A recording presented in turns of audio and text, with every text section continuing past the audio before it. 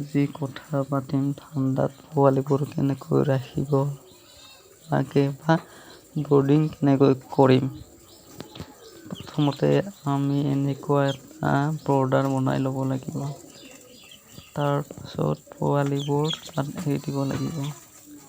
এৰি দিয়াৰ আধা ঘণ্টামান পাছত পানীৰ লগত ORS মিহলাই খাব দিম, কুহুমীয়া পানীৰ লগত। আধা ঘণ্টামান পাছত আমি দানা খাবলৈ দিম। দানাটো আমি প্ৰি-ষ্টাৰ্টাৰ দানা দিম প্ৰথম অৱস্থাত। তাৰ পাছত লাহে লাহে আমি ঘৰুৱা দানাবিলাক দিব পৰা যাব।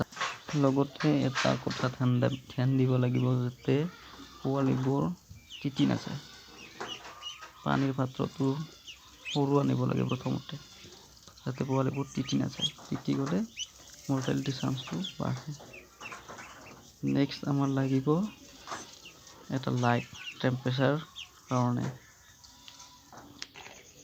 লাইটটো আপোনাৰ 60 হ'লে দুটা দিব, 100 হ'লে এটা দিলেও কথা নাই। তাৰ ওপৰত ৰাতি ঢাকন দিব লাগিব, মানে তাতে বাহিৰৰ হাৱাটো ভিতৰত নাযায় বৰ্ডাৰত। এনেকুৱাকৈ আমি 3 সপ্তাহ ৰাখিব লাগিব।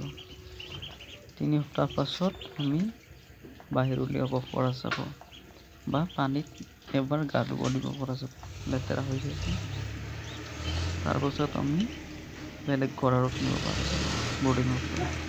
ইয়াৰ মাজতে দৰৱ পাতি ভালদৰে দি থাকিব লাগিব সময় সুবিধা লৈ।